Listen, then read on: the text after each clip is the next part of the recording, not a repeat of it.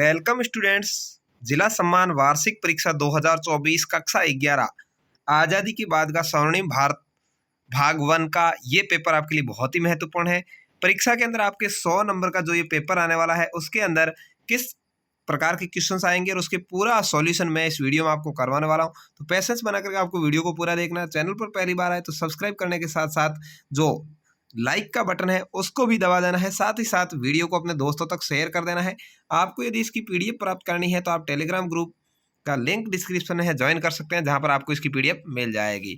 चलिए यहाँ पर सबसे पहला क्वेश्चन आपका देखते हैं। धन निष्कासन का सिद्धांत किसने दिया था? तो ये सिद्धांत दादाजी कौन थे? नौरोजी दादा भाई ने दिया था। तो नौरोजी यहाँ पर आपका राइट आंसर हो जाएगा। द रेत बाड़ी व्यवस्था किसने लागू की थी? तो ये रीड और मुनरो ने लागू की थी। द आपका यहाँ पर राइट आंसर है। दूसरे क्वेश्चन में, किस अधिवेशन में कांग्रेस ने पूर्ण स्वराज्य अपना लक्ष्य निर्धारित कर लिया था? तो ये 1929 में लाहौर अधिवेशन के अंदर कांग्रेस ने पूर्ण स्वराज्य को अपना लक्ष्य निर्धारित किया था। आपका राइट आंसर होगा। तीसरे क्वेश्चन में, कांग्रेस की स्थापना किस वर्ष हुई थी? तो कांग्रेस की स्थापना 1885 में हुई थी। किसने की थी? तो ए.ओ. ह्यूम ने की थी। आपको ध्यान रखना है, ए.ओ. ह्यूम नाम था, एक अंग्रेज था, उसने इसकी स्थापना की थी। ठीक है, 1885 में। संविधान के प्रारूप पर कितने दिन चर्चा हुई? तो संविधान के प्रारूप पर जो विचार विमर्श हुआ था वो 114 दिन हुआ था और उसके बाद में 5 दिन तक इस पर गहन विचार विमर्श होने के बाद में इसको लागू किया गया था। पंचायती राज व्यवस्था की शुरुआत किस राज्य से हुई? तो ये राजस्थान राज्य से हुई थी 2 अक्टूबर 1959 को। ठीक है, आप सभी को पता होगा, नागौर से हुई थी 2 अक्टूबर 1959 को। जो अपनी विकेंद्रीकरण किया गया था सत्ता का, उसके अंदर 2 अक्टूबर 1959 को राजस्थान से शुरू हुई। भारत चीन के मध्य कौन सा समझौता हुआ था? तो भारत और चीन के मध्य पंचशील समझौता किया गया था। कौन सा है भाई? पंचशील समझौता है। केंद्रीय खाद्य प्रौद्योगिकी अनुसंधान संस्थान कहाँ स्थित है? तो ये मैसूर कर्नाटक में है। यहाँ पर आपका राइट आंसर है। गांधी सागर बांध कहाँ स्थित है? तो गांधी सागर जो बांध है वो मध्य प्रदेश में है। कहाँ है भाई? मध्य प्रदेश के मंदसौर जिले में चंबल नदी पर बना हुआ है। ठीक है, मध्य प्रदेश के मंदसौर में चंबल नदी पर ये गांधी सागर बांध है।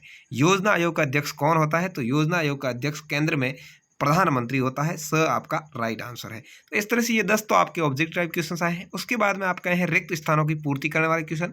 देखिए 8 क्वेश्चन आए हैं, डेढ़ नंबर का है, 12 नंबर के टोटल होंगे। भारत इलेक्ट्रॉनिक्स लिमिटेड की स्थापना 1954 में बेंगलुरु में की गई। क्या है इसका आंसर? आपके बेंगलुरु है। ठीक है, बेंगलुरु। तो ये बेंगलुरु में हुई थी। समझ में आ जाएगा, किसी के समझ में नहीं आता है तो मैं आपको अलग से लिख के बता देता हूँ, बेंगलुरु में। ठीक है, उसके बाद में अगला है, भारत सरकार ने अगस्त में परमाणु ऊर्जा आयोग की स्थापना की। सन पूछा है यहाँ पर, तो 1948 है। क्या है? 1948 में। सन 1948 में अगस्त महीने 3 अगस्त 1948 को परमाणु ऊर्जा आयोग की स्थापना की थी। अगला है, संविधान की प्रारूप समिति के अध्यक्ष कौन थे? तो B.R. अम्बेडकर, यानी भीमराव अम्बेडकर थे। कौन थे भाई? भीमराव अम्बेडकर थे। ठीक है, अम्बेडकर, जिनको संविधान निर्माता कहा जाता है। भीमराव अम्बेडकर संविधान की प्रारूप समिति के अध्यक्ष थे। बाबा साहेब भी कहते हैं। गांधी जी ने किसको अपना राजनीतिक गुरु बनाया था? तो इसका आपका आंसर होगा गोपाल कृष्ण गोखले को। किसको भाई? गोपाल कृष्ण गोखले थे। गोपाल कृष्ण गोखले, ये गांधी जी के राजनीतिक गुरु थे, गोपाल कृष्ण गोखले। 1876 में सुरेंद्रनाथ बनर्जी ने किसकी स्थापना की थी? तो यहाँ पर छठा क्वेश्चन है आपका, इंडियन नेशनल एसोसिएशन की। 5वां क्वेश्चन है, 1876 में सुरेंद्रनाथ बनर्जी ने किसकी स्थापना की थी? तो इंडियन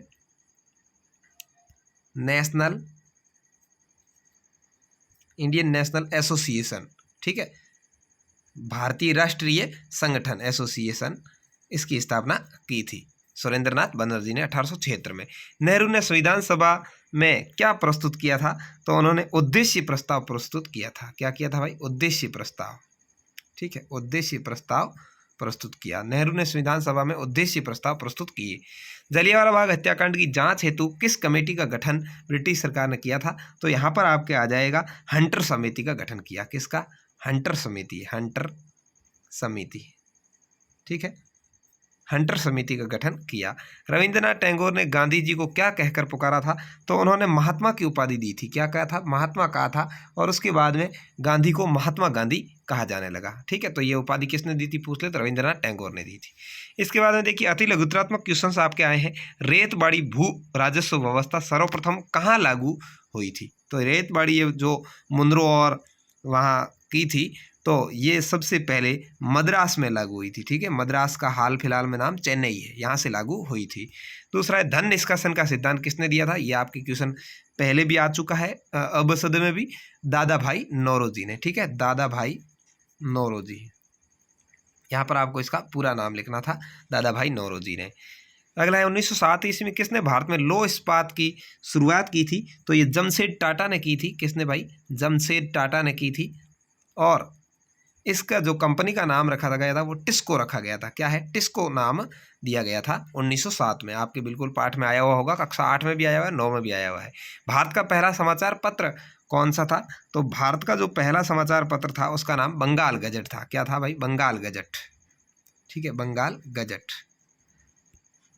ये भारत का सबसे पहला समाचार पत्र था। बंगाल के युवा क्रांतिकारी कौन थे? तो जो बंगाल के युवा क्रांतिकारी है उनका नाम आपको यहाँ पर बताना है। बंगाल के युवा क्रांतिकारी एक अंग्रेज थे, हेनरी, उनका नाम है हेनरी विवियन डेरेजियो। डेरेजियो, ठीक है, हेनरी विवियन डेरेजियो है। अगला है पूना फैक्ट समझौता किन के मध्य हुआ था? तो ये भीमराव अम्बेडकर और गांधी जी के बीच में हुआ था। भीमराव व गांधी जी के मध्य। आपको ऐसे लिखना है, पूरा नाम भी आप लिख सकते हैं, डॉक्टर भीमराव अम्बेडकर और महात्मा गांधी जी के बीच में ये पूना फैक्ट समझौता जेल में ही हुआ था। यरवदा जेल में हुआ था 1932 में। कब हुआ था पूछे तो 1932 में है, यरवदा जेल में हुआ था। ठीक है, अगला है सुभाष चंद्र बोस ने कौन सी फौज का गठन किया था? तो सुभाष चंद्र बोस ने आज़ाद हिंद फौज का गठन किया था। आज़ाद हिंद फौज, यानी वो भारत को आज़ाद करवाना चाहते थे, आज़ाद हिंद फौज।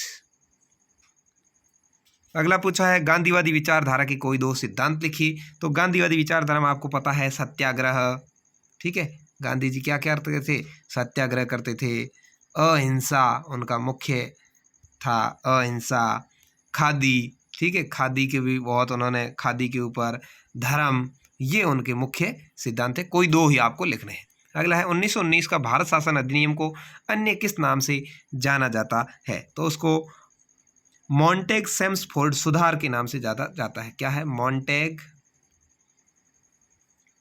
सेम्सफोर्ड, मॉन्टेग सेम्सफोर्ड सुधार के नाम से जाना जाता है। ठीक है, अगला है साइमन कमीशन कब भारत आया था?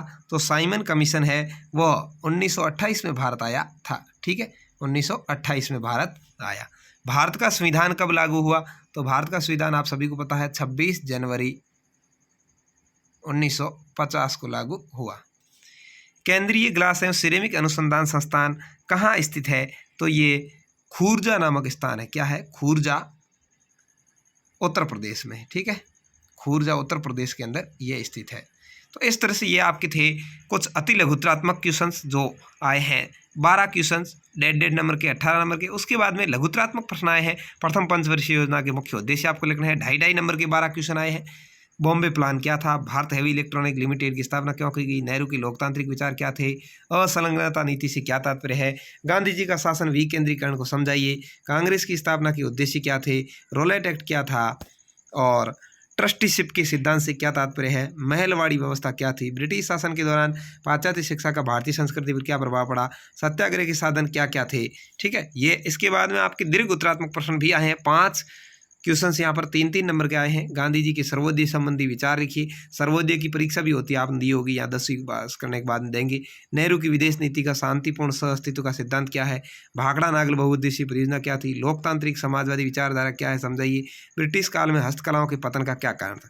उसके बाद में निबंधात्मक क्वेश्चन आए हैं जिनका आपको 2 से 3 पेज में उत्तर देना है। 5-5 नंबर के ये 3 क्वेश्चन है। पंचवर्षीय योजना के दौरान भारत में कौन सी बहुउद्देशीय परियोजना स्थापित हुई और केंद्रीय संस्थापन स्थापित हुए? नेहरू के वैज्ञानिक दृष्टिकोण पर टिप्पणी, राष्ट्रीय आंदोलन का उग्रवादी युग घटनाओं पर लिखी है 1905 से 1920 तक। तो इस तरह से ये आपका महत्वपूर्ण पेपर है, आप जरूर इस पेपर को अच्छे से याद कर लें। इसके जो बड़े क्वेश्चन हैं इनके आंसर आप जरूर देख लें, छोटे वाले क्वेश्चन का आंसर मैंने बता दिए हैं। इसकी PDF आपको टेलीग्राम पर मिल जाएगी, तो जरूर आप चैनल को भी सब्सक्राइब करें और वीडियो को लाइक शेयर करें। धन्यवाद। जय हिंद, वंदे मातरम। मिलेंगे नई वीडियो में, तब तक के लिए